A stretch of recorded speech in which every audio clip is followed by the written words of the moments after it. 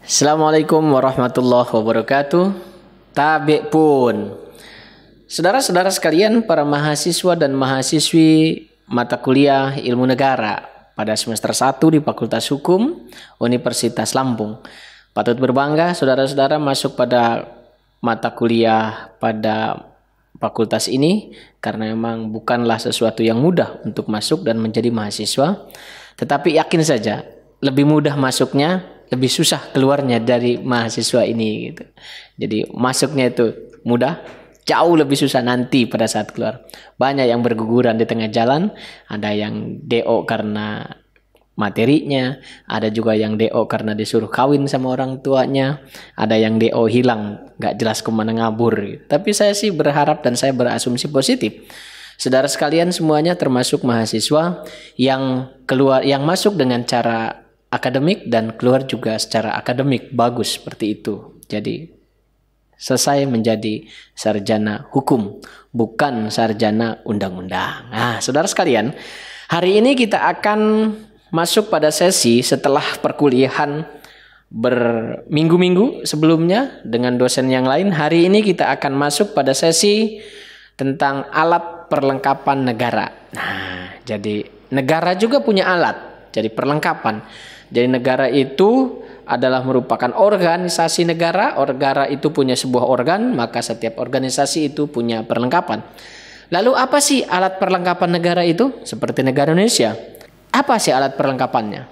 Apakah seperti cangkul? Ya kalau petani cangkul gitu ya. Tangan manusia, perlengkapan manusia itu salah satunya tangan. Kaki 2, mata 2 dalam kondisi yang sempurna.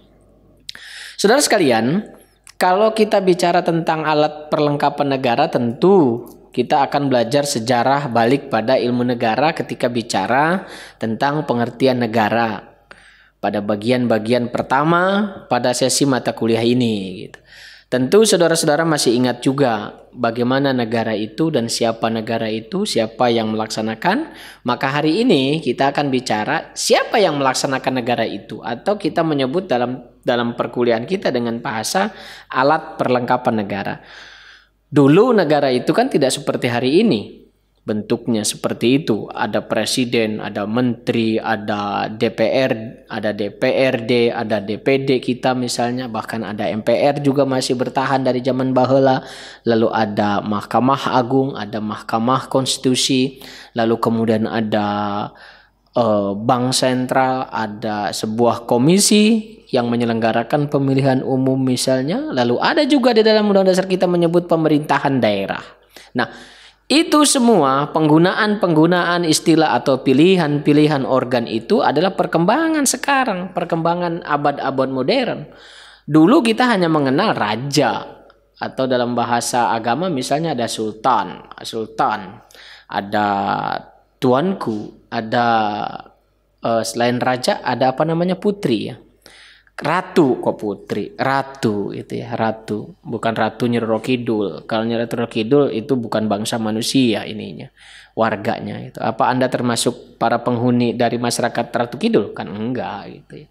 Ya kecuali kalau yang merasa ya, jasadnya warga negara Indonesia tapi presidennya Ratu Kidul. Wah, ya silahkan saja gitu. Nah, saudara sekalian, dulu ketika konsep bentuk negara itu kerajaan, raja-raja itu absolut, kekuasaannya itu suka-suka dia.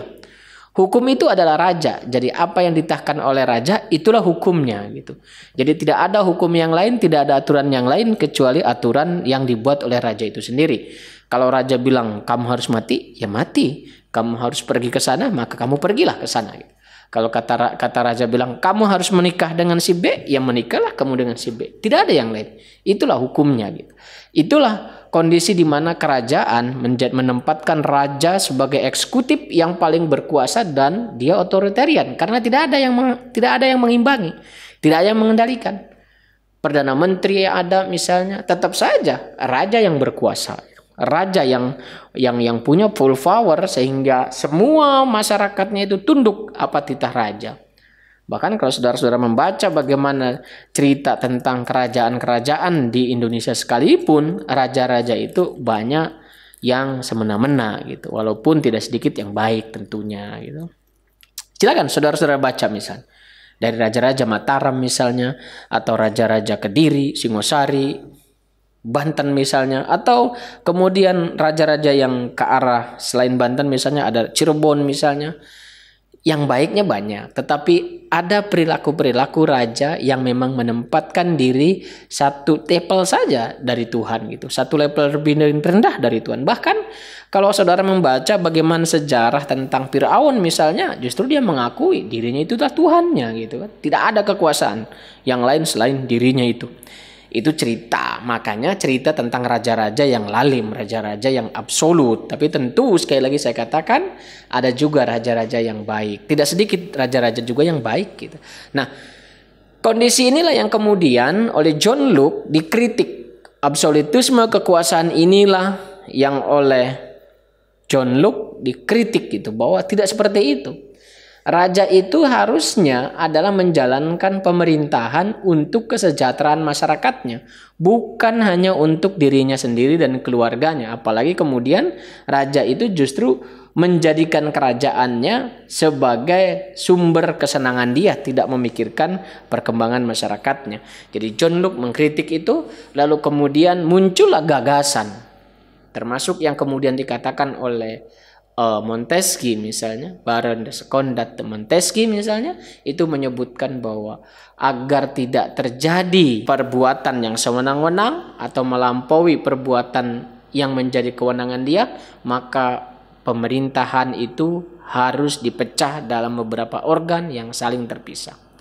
Di sana ada eksekutif, kata Montesquieu, ada legislatif, lalu ada judicial power. Kalau John Locke tidak menyebut judicial power, di sana dia masuk dalam bagian dari kekuasaan federatif misalnya. Ada bagian federatif, tidak dikenal John Locke itu ada kekuasaan yudisial gitu. Jadi dalam bukunya Spirit of the Law itu modelnya seperti ini. Gitu. Jadi Montesquieu menyebut yang membuat aturan biarlah serahkan kepada legislatif, yang melaksanakan serahkan kepada eksekutif. Yang menguji, menilai apakah perbuatan dari pemerintah itu benar, apakah normanya itu benar dibuat oleh legislatif, serahkan kepada kekuasaan kehakiman. Tapi tentu pertanyaannya apakah benar seperti ini bahwa betul-betul terpisah tanpa ada relasi? Ya tentu tidak demikian gitu. Tetap ada relasi, ada kita sebut dengan dalam teori adanya prinsip check and balances yang saling mengimbangi, saling mengawasi antara organ-organ kekuasaan itu. Misal, legislatif ketika membuat undang-undang, pemerintah bisa memveto, tidak menyetujui undang-undang itu. Ketika pemerintah ingin memberikan pengampunan misalnya, pemerintah butuh pertimbangan kekuasaan kehakiman. Apa orang itu layak atau tidak, misal. Gitu. Itu relasi. Gitu. Nah, dari sisi kedaulatan rakyat, pengorganisasian kekuasaan pemerintahan dalam negara itu ada dua pola. Ada yang pola separation of power atau pemisahan kekuasaan. Dan yang kedua ada distribution atau division of power. Jadi dua model, ketika bicaranya adalah flat horizontal, tidak ada yang lebih tinggi, Presiden, DPR, Mahkamah Agung, Mahkamah Konstitusi, kekuasaan yang lain dalam kondisi flat, saling kesederajatan, maka itu biasa berkembang dalam separation of power. Tetapi manakala ada organ yang lebih tinggi, salah satunya seperti model yang dulu kita pegang, dengan model Indonesia 45 yang asli, ada MPR yang tertinggi, di bawahnya ada Presiden, DPR, dan seterusnya, maka itu adalah model diffusion atau pembagian kekuasaan. Menurut Yvonne Jennings, pemisahan kekuasaan mempunyai dua pengertian. Ada pengertian dalam arti material, ada pemisahan dalam pengertian formil. Kalau pemisahan dalam arti material itu, fungsi-fungsi dengan segala karakteristiknya itu betul-betul dipisah dalam tiga format yang model biasa kita secara klasik kita dengar. Betul-betul legislatif ya ngurusannya membuat undang-undang, eksekutif ya urusannya melaksanakan undang-undang, yudisial ya urusannya menegakkan aturan itu gitu. Bagaimana apakah menilai perbuatannya atau normanya. Nah, yang kedua ada yang secara formil. Jadi tidak ada pemisahan, tidak ada dipisahkan secara tegas sebagaimana ajaran ketika bicara separation of power dalam pengertian material. Nah, fungsi-fungsi yang tidak formil ini gitu, fungsi-fungsi yang tidak formil ini tentu tidak sebagaimana yang dimaknai dalam pengertian pemisahan kekuasaan dalam yang dikemukakan oleh Montesquieu zaman dahulu kala. Kita bisa jadi misalnya melihat pemerintah eksekutif juga membuat aturan. Ada PP, lalu ada kemudian peraturan presiden, peraturan bupati, peraturan gubernur yang semacam itu menunjukkan bahwa kita tidak sepenuhnya formil, tidak sepenuhnya material gitu, tidak sepenuhnya terpisahkan. Tetap kita ada wilayah-wilayah yang memang sebenarnya dilakukan oleh eksekutif, sebenarnya adalah kewenangan legislatif tapi dilakukan oleh eksekutif. Nah, dari istilah itulah kemudian saudara sekalian, kalau kita bicara tentang organ atau alat perlengkapan, maka kita tidak bisa terlepas dari teori lembaga negara atau teori organisasi negara. Nah, saudara sekalian, kalau dalam konteks Indonesia misalnya, organisasi negara itu tentu ada 3 yang bisa saudara lihat. Di Undang-Undang Dasar 45 yang asli, lalu ada Konstitusi RIS 1949, lalu ada UDS 50. Di sana saudara-saudara akan menemukan organisasi lembaga negara itu. Tetapi kalau kita bicara dari sisi kewenangan organ and function misalnya, organisasi negara itu, maka kita akan melihat apakah organ itu disebut namanya dalam Undang-Undang Dasar, tetapi ada juga organ yang hanya disebut fungsinya. Misal pemilihan umum. KPU itu tidak sebut gitu. Tapi yang disebut itu pemilihan umum diselenggarakan oleh sebuah komisi. Tidak disebut komisi pemilihan umum, hanya disebut pemilihan umum diselenggarakan oleh sebuah komisi. Sama dengan Bank Sentral, tidak disebut Bank Indonesia, disebut Bank Sentral saja gitu. Tetapi ketika kita bicara tentang kekuasaan kehakiman misalnya, Undang-Undang Dasar 45 menyebutkan kekuasaan kehakiman adalah kekuasaan dalam rangka menegakkan hukum dan keadilan. Demikianlah obrolan kita tentang organisasi atau alat perlengkapan negara pada pertemuan kali ini. Semoga ini menjadi alat pemicu saudara sekalian untuk lebih memahami apa itu alat perlengkapan negara. Tentunya alat perlengkapan negara ini setiap negara dalam konteks yang klasik bisa jadi sama. Kalau dia presidensial sistem pemerintahannya, maka alat perlengkapannya seperti apa saja. Siapa yang lebih kuat ketika dia parlementer, maka apa saja alat perlengkapan negaranya. Ketika dia bentuk kerajaan, maka alat perlengkapan negaranya tentu tidak akan sama dengan sistem yang pemerintahannya presidensial. Saudara sekalian, semoga ada manfaat. Kita akhiri dengan baca alhamdulillahirabbil Billahi taufiq wal hidayah. Assalamualaikum warahmatullahi wabarakatuh. Tabi pun.